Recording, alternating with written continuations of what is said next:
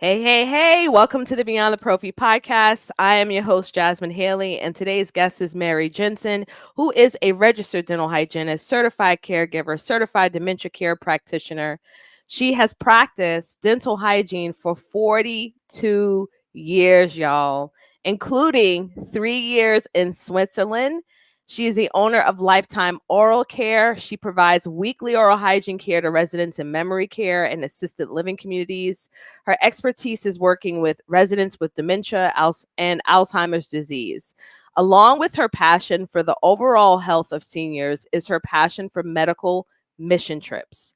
Mary has completed 18 mission trips, y'all, with Alliance for Smiles, providing dental care on 4 continents and in 9 countries. She has assisted at her county public health department during the COVID testing, vaccination sites that they had, and is currently on-call dental hygienist for school programs. She and her husband enjoy camping, and most importantly, she will razzle and dazzle y'all on the dance floor. She's a competitive ballroom dancer. Welcome to the show. Thank you, Jasmine. Oh, it's so great to see you. Yes, listen, when you said that you were okay with being interviewed by me again, by the way, I Yeah. said, yes, this is so good because there's so many clinicians and providers, regardless of what their role is, they need to hear your story and they need to see how beautiful your career has been because you are a testimony to the fact that we can create whatever pathway we desire and be fulfilled by it. So I can't wait to dive in. Dive away. Dive away. So I'm curious to know, you've spent 42 years doing dentistry. Right. And were there any periods of burnout for you that you experienced? Oh, of course. I mean, when I worked clinical, we worked, which I loved my schedule, and the office that I was at, we worked 4 10-hour days. So, but I had Fridays off, which was amazing. As you know, you have children. When our daughter was little, it was great to have those 3-day weekends. And certainly when there were afternoons with 6 kids in a row, you're just like, ah. But I think what kept me going through all that was having things outside of dentistry to do. Maybe they related to dentistry, but you can't just have that's all that you do. You have to Mm. have other avenues that make you happy and keep you fulfilled and keep you engaged or keep you learning. And then all of that you can bring back to the app, I think. Oh, I love that. So what did you do during that period? Well, obviously raising our daughter, and Mhm. when she got a little bit older, that's when I started doing the mission work. Now that was built into the fabric of our office because the dentist that I was working for at the time, he was a Rotarian, and it was a Rotary organization that I did all these trips with. Mhm. So it Mhm. was it was kind of built, like I said, into the fabric of the office because a lot of us volunteered. So it made it easier to get coverage for the days you might be missing. If you were going on a trip, you covered for so and so, they covered for you. Yeah, it worked really well. It was great, and I'm Yeah, still doing it. I'm still doing it. yeah, absolutely. I really absolutely appreciate the fact that you stated that we have to have a life outside of our work environment, whatever your work environment is. If you're in corporate, if you're education, like clinical, it doesn't matter. Mhm. You need to have something outside of that. And Right. that reminds me of the concept of being grounded. Something has to ground you. Right. And for me personally, it's faith, it's my family. Those are things that I'm consistently doing every single week. Mhm. And when you lose touch of that, you lose touch of really purpose of life, vision, Mhm. creativity, like all of those things start to suffer Mhm. I agree. in the interim of that. Yeah, I agree. You have to sometimes take a step back. I think Mhm. sometimes if you are experiencing some burnout, look for a small change maybe you could do at the office that you're at. What's causing the burnout? Well, maybe I can't think of an example off the top of my head, but you know what I mean. Like Mhm. take a small bite out of something to make a change to make it a little more exciting. Yeah. Just to keep moving forward. but keep engaged in the profession. I think sometimes when you're just solo in a private practice and you're the only hygienist and you're not maybe attending meetings and going to big continuing education, seminars and conventions, you can kind of lose sight of what else is going on out there. You got to stay up to date. You got to stay engaged with the profession. I was a member from the beginning, still a member, and I like the beginning when I first graduated. I'm still friends with those hygienists that were in my local component. We still get together. So find your group. Find a group that can help you, stay motivated. Yeah, you need community. You have to have community. You cannot do it alone. You need to be able to say, you know what? Hey, Mary, I'm really struggling right now. It's hard for me handling the duties that I have to take care of as a wife, as a mother. Do you have any advice? Well, guess what? You lived and breathed it all. Yeah. And then from there, from your own experiences, I can learn along the way. But again, not having that community, not having that space, that safe space to go to others and be able to get the encouragement, the empowerment, have fun at the same time. And you learn from them. Many times we get into our own little routine and you're like, well, this is the way it's done. This is the way it should be done. And then you see somebody else doing it a different way and you're like, oh, let me have some humble pie now because, wow, that's a better idea. I never would have thought of that. So you learn from other people as well. Always be open to that. Always. Yeah. So where did your shift happen when you started getting into the work with memory care and assisted living communities? Like what brought that on for you? Because you're already doing the mission trips and we can kind of talk about that and getting involved with that so later on. But what was that like? I worked clinical. It was like over 30 years at that point. But I was also power of attorney for my aunt who lived in memory care the last 8 years of her life. And I saw early on in her care, in her care community, in her memory care community, that oral hygiene care just was not being done. And she had beautiful restorative dentistry. I mean, it was absolutely gorgeous. I mean, she had all of her own natural teeth and they were beautifully restored. And at the same time, I ran into our mutual friend, Angie Stone. And shout out to Angie. Yeah. Hi, Angie. Love you. She was starting this thing about having hygienists go into care communities and providing weekly oral hygiene care. And a light bulb just went on over my head. I'm like, this is what I am meant to do because I felt I knew my way around those communities really well from being with my aunt. I had a heart for this population. I was comfortable. You know how some people say, oh, I could never work with kids or I can, like, no, give me the elders. Like give them to me. I want them.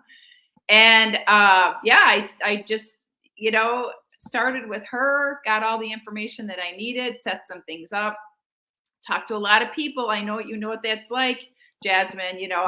I didn't know anything about business. What did I know?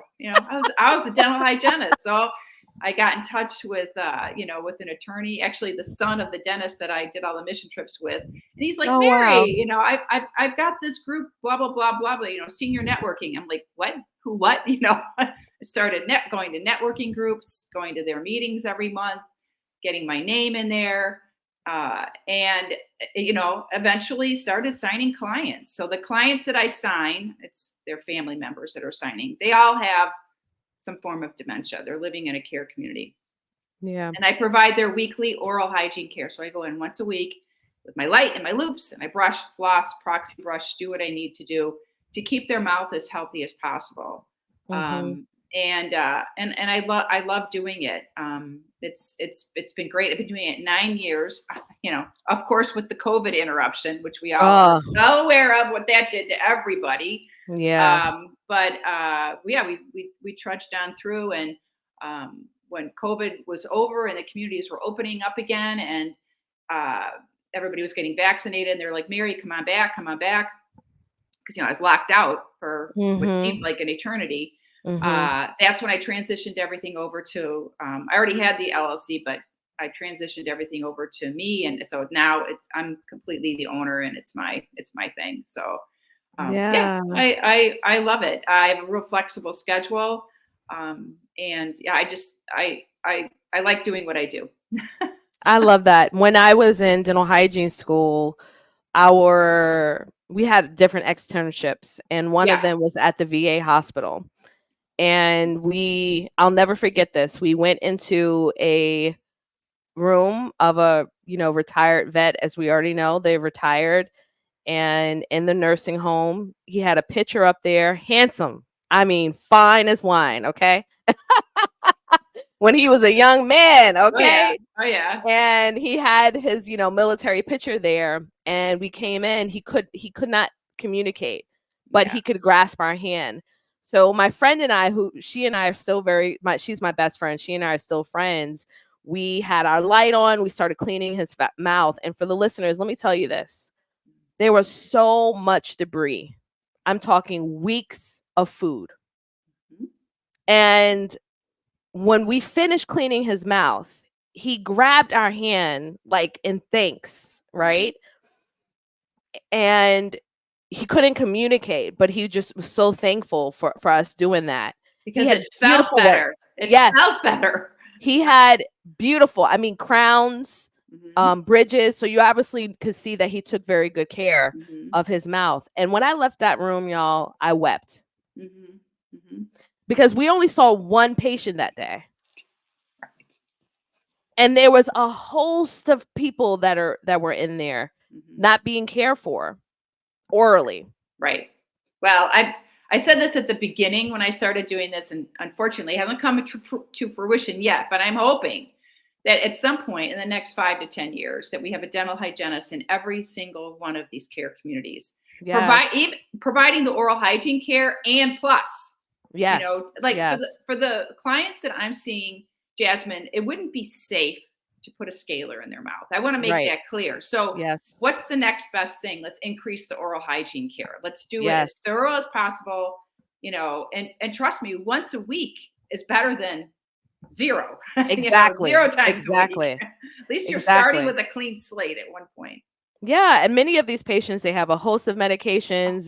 Their salivary glands aren't functioning the way that they normally do. Like, Oh, they need the assistance. So I love that you shared that, and I want people to understand that this is still a viable option for them to have fulfillment, for them to oh yeah. consider that. So I would love for you to kind of share with the listeners, what were some of the shifts you needed to make to go in this realm of entrepreneurship with the oral care that you're providing? So I can distinctly remember this, Jasmine. One of the very first networking meetings that I attended, I had business cards, and I had, my name tag, and I was dressed professionally. I did have to go buy clothes because, all we had was scrubs, right? Um, and I hadn't really signed a client yet, but here I'm to meet people who also provide a service to the senior population. And a lot of care communities have representatives at these, monthly meetings. And to stand up in front of a group and say I'm doing something when I haven't really started doing it yet, it really pushed me out of my comfort zone. But I knew I Mhm. could do it. I knew I had the Mhm. skill set to do it. I just needed the opportunity to get out there and do it. And I would tell people if they were like, "Well, I want to do that. I want to try that." I would say, "Let me tell you one thing: they don't come and ring your doorbell. No, you they have, do not. you have, they don't show up at your front door and ring the doorbell and say, "Hi, here's some business for you." Mhm. You have to go out and get it, Amen. and you have to put yourself on the line. You do, Yeah. you know Yeah. that. It requires boldness, it Yeah, requires courage. It requires you to understand that you're worthy of mhm, doing the work that you have decided to do right. without getting a pat on the back. Yeah, it's nothing personal. It's Yes. business, and I Yes. had to get past that because I think dental hygienists were very empathetic people, and Yeah. we take Mhm. everything, it's personal, and Mhm. no, it's business. It's Yeah. it's business. I had to learn that too. Absolutely. Absolutely. And I'm glad you stuck with it and you have continued to do it. Yeah. Yeah. There's ups and downs. I have to say, Mhm. because I'm working with a population. They pass away. I just Mm. lost a client Sunday night, and it's very difficult. And I had seen this individual. I'm not mentioning names, so I'm not violating anything. I've Mhm. seen this individual since 2018 every week, except Mm. during COVID, Yeah. obviously. So it's hard because you get to know the individual, but also their family members, because that's who I communicate with. And speaking of which, after every visit of every client, I email Mm-hmm. the family Mm-hmm. and I let them Mm-hmm. know how it went. And I can't tell you how grateful the families are for that. They love it. It's Yeah. another set of eyes on their loved one. Mm. I just want to highlight for the listeners because, we talk and we share so many different examples of how people thinking beyond the prophy, but I need y'all to also understand. We talked about courage and boldness, but each of you are a brand or a business, so to speak, even if you don't have a business. And one of the key ways in which we establish word of mouth referrals, opportunities coming your way is by serving with excellence through your customer service. As you can see, Absolutely. Mary doesn't have to do that. Oh, However, no. Oh, not at all. Right. she's creating relationships, and with business or with you finding new opportunities in dentistry or outside of dentistry, relationship building is crucial. Right. Serving with excellence is crucial. And Right. that's such a beautiful thing you just stated. And learn people's names. Mm. I keep a cheat sheet because, I'm in Maybe my I six, need I'm in my 60s, so I got to write things down and make my list. You know how we are, right? I need to do that. I need to do And that. so when I go into, so and so community or whatever, who's the receptionist? Who's the director of nursing? Who's the director of healthcare? Who's the, executive director? Who are all these people? I want their names. Mm. So when I walk in, Mm. I say, "Hey Angie, hey so and so, hey so and so, hey so and so." You got to learn people's names. People like to feel important, you know? Wow. It's just an important thing. If you know somebody's name, they're going to want to know your name. And what do What a you do? gem. Yeah, what a gem. It's That's a so easy gem. though, but it's so easy. It's so easy. Mhm. It's Mhm. not Yeah. hard to do. Just take the Yeah. time to do it. So you calling me out. I'm going to do better. I'm going to do better. You have a lot of people though to know their names. So, Jasmine, you got a Oh, lot. You're spinning a lot of plates. That's all I can say. yeah, not as much as I used to, but between being in two different industries, there are a lot of names to keep. It's hard. It is hard. Yeah, It's yeah, really, yeah, really hard. yeah. I believe it.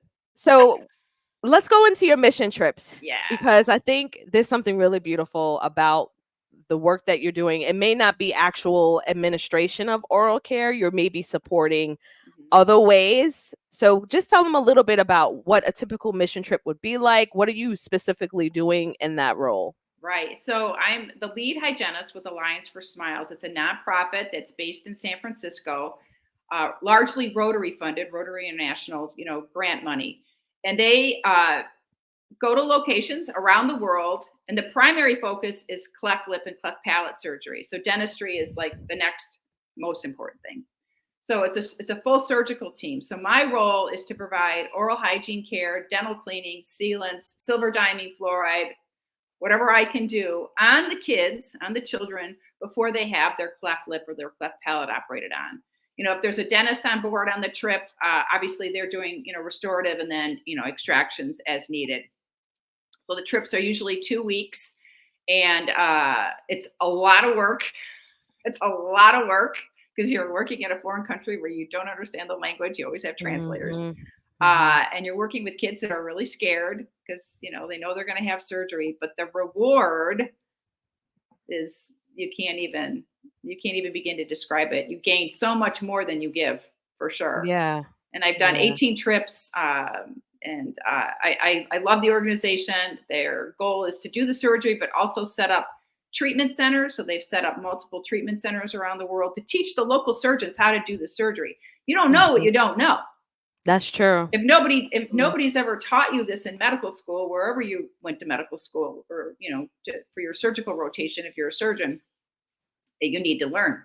So Mhm. it's a great organization. Yeah, last year I was lucky enough to do two. I was in Vietnam, Mhm. and then I was also in Ecuador. So it's Mhm. just two great trips, and they have a number of trips planned already for this year. They're staffing, so I help kind of mentor the team, the dental teams that are going. I really like doing that. Get them ready so when they hit the ground, they got the systems in place to make it really successful. I love that. So, when someone is interested in getting started, where do they go? Like, what should they do? Well, they could contact me directly. My information will Mhm. be, I'd be happy to speak to anybody if they're, interested in volunteering, or they could look at the Alliance for Smiles website, allianceforsmiles.org. And there's a whole section there, interested in volunteering, volunteer on a mission Mhm. trip. Mhm. And there's an application process and, some things that you have to do. So, but yeah, it's like I said, it's a lot of work, but Mhm. it's really, really rewarding. Yeah, you're not on vacation. No, you're not on vacation. And I try and make that really clear to people. And the 2-week trip, I always say, you're gone 3 weekends. You need to prepare for that Mm. because of travel. And Mhm. it's not a Monday through Friday, like Mhm. you're gone, Mhm. you're gone. Some of the trips have been a week, like the ones to South America have been a week. So, Mhm. but they've all been great. I feel very lucky to have done these trips in my career. What would you say are like three of the biggest skills that you've developed from your mission work Hmm. and or you doing entrepreneurship? Like what came up for you? Like what were you able to really expand on because you Okay, made the yeah. choice to do the work that you do? I would say I think I've always been like an organized person. I think most hygienists are organized, but really super organized. Like you have Mhm. to be really organized. You have to plan ahead. You have to think ahead. You're not Mm. thinking ahead, oh, one day. You're thinking ahead 3 to 5 days or 3 to 5 months. Like what do Mhm. I want to get done this month? Well, I want to get this mailing out to these communities, or I want to do whatever it is. Mhm. So I Mhm. would say, planning and then being a little more flexible, which I think we all probably have to work on, including myself. Things don't always go according to plan. So being ready to maybe pivot, that word pivot, you know, we all Mhm. we all adopted during COVID Mhm. to do Mhm. something, to do it a different way, to be open to that. Yeah. I love that. I love that. So my next question to you is, what is the last book you read? Oh, the last book I read. Oh, I do so many audibles. Oh, that's Um, fine. Audible counts. Okay, so the Audible right now, I had already read it, but now my Yeah. husband and I are doing the Audible as we drive to the dance studio. We like to listen to an Audible. Mhm. It's such a clever book. It's called Remarkably Bright Creatures. Mm. And I know it's going to sound really strange, but it's about an octopus. You have to go with it. You have Okay. to go with it. I wish I remembered the author's name off the top of my head. Remarkably Bright Creatures. Okay. And it's not to give anything away, but it's not humans talking about the octopus being a remarkably bright creature. It's the octopus talking about humans being remarkably bright creatures. I So love it's this. a it's a little it's a very creative story. So yeah. I love this. It's so interesting when you look at my library, probably compared to yours. You can definitely see the season of life that we're both in. I know. I got a few decades on you, Jasmine. Well, this has been awesome. This has been so lovely being able to reconnect with you and to see how you're doing. You have such a beautiful energy and just been such a great example for us in dentistry. So please let the listeners know your website and where they can find you. Sure. You can look at my website, lifetimeoralcarellc.com. You can find me that way. You can message me that way. I'm happy to answer any questions for people if they have something. And if there's any educators out there, I really, really, really love going to dental hygiene programs and talking about what I've done in my career. I've done it at my local dental hygiene program. So I'd be happy to do that. And that can be done remotely. So I love sharing with hygiene students all that's available in our profession, and it's only growing. The Yes. options are. I mean, when I graduated, it was clinical or teaching, and that was Hmm. it. But Yep. now, oh my gosh, there's so much more you can do in the profession. Yeah, yeah, absolutely. Now, are you still providing continuing education courses? I do sometimes to the CNAs at communities. Okay, So okay. it's usually just like a small group. If the community has invited me to come in, Hmm. and sometimes I'll talk to a group of seniors just about the importance of oral health as they age. It's enlightening. Yeah, They yeah. have a lot of really good questions. I just did a senior community a few weeks ago, and these ladies, they had some great questions. I Yeah, loved it. I yeah. loved it. Well, I don't know how busy Mary's schedule is, but I'm gonna throw this out here. We've have had her as a speaker as well as a panelist for our events that we were hosting, and That she was so provided. much fun. I That was so know much fun. she was with Dorothy Ferrera, Dorothy who's Ferrera, also yeah. another amazing hygienist. Oh, she's the So best. if you're interested in having a panel, having any type of course, I'm sure she'd be open to discussing that. Absolutely. And Happy I to think that would be share. wonderful. Yep. It Happy to was just share. very impactful for people who are looking to do more and Yeah. try alternative ways to have an impact with oral care. So And that's self. how you learn, is by meeting other people and seeing Yes. what they're doing, and to always be supportive. Mhm. Just be Mhm. supportive. I think Mhm. a lot of times there's some negativity in our Yeah. profession, and Mhm. I stay away from that drama. I just Mhm. want to be supportive. And Jasmine, I think the world of you. I think you Mhm. are truly a gift to our profession. And Thank I you. was so glad to be a guest. I know, this is so exciting. It was so great reconnecting with you, and I appreciate you for coming on the show. Yeah, well, hugs to your daughters.